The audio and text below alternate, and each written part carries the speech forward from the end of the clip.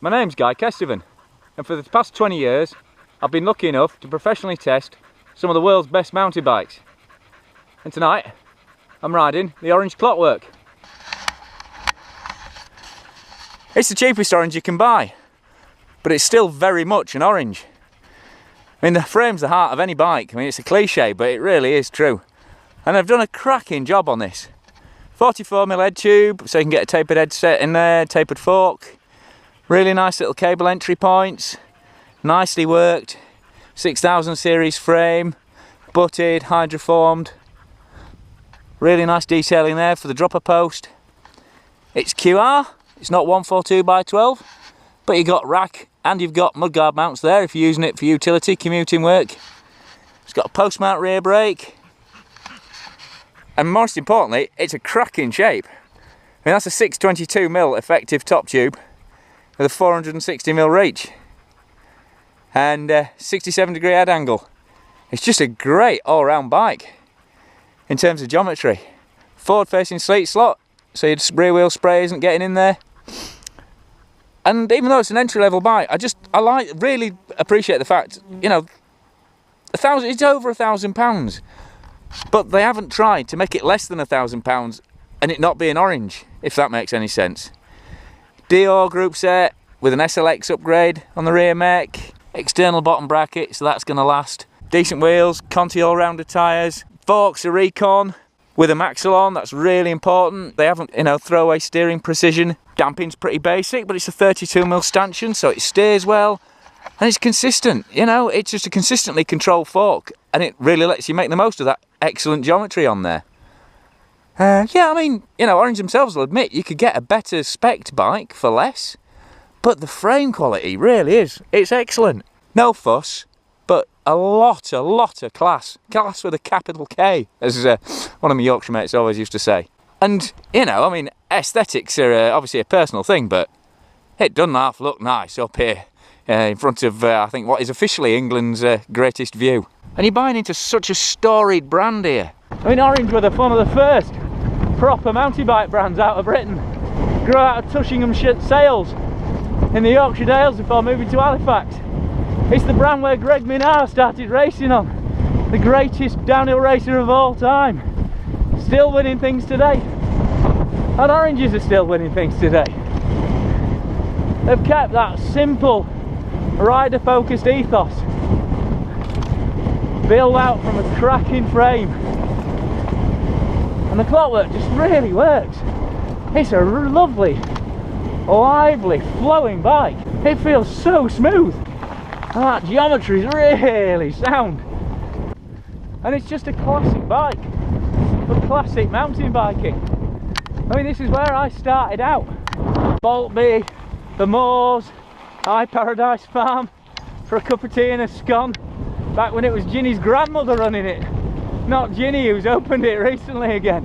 And the bike I wanted back then, way back in the late 80s, early 90s, was a Clockwork. And Orange was super cool, and they still are today. I've got a 15-year-old daughter, there's Honor there, who I'm riding with now. My life has changed so much, but Orange is still cool. These trails are still fantastically cool. What a beautiful evening. What a great bike. What a super friendly, capable, confident, enjoyable ride to take out for a bit of a memory trip. This is my story, and the Clockwork's got a hell of a story too. And the reasons why I really wanted an Orange back then are the same reasons why you should want a Clockwork today. Just that liveliness, that beautiful frame quality. They've done a superb job making this bike ride as smoothly as it does, but keeping it sharp and responsive. And it really shifts on this single track, but it won't punish you at the end of a long day out or through rocky sections like that. The geometry is absolutely on point. That long front end, 67-degree head, lovely poise. It's a bike that likes to be hustled and pumped, but just taken out, shown the world, shown your single track. It's a beauty. Unlike any good mountain bike, the twistier it gets, And the more technical, the more it enjoys it, and the more it comes alive. And it's a great bike to shimmy through stuff. Whoa! I think I hit the camera then. These aren't big tyres. And to be fair, they're cost effective rather than premium rubber. But it loves getting them over onto the side, playing silly buggers around the corners with lean angles. I'm having a right laugh on this. And while the kit is definitely basic, it's all good enough to make the most of the frame and the handling. The 6 Series Dior brakes have really good feel, so you can control it really well if the dog runs out in front of you.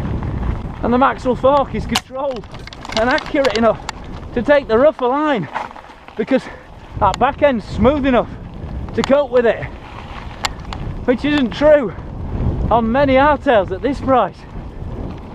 But to be fair, this is one of the better 120mm frames I've ridden at any price. It's got a lovely feel to it, really flowing, but without being noodly or losing that speed. And the wheels are light enough to pick out corners quickly, and the tyres are predictable. It's a great starter package.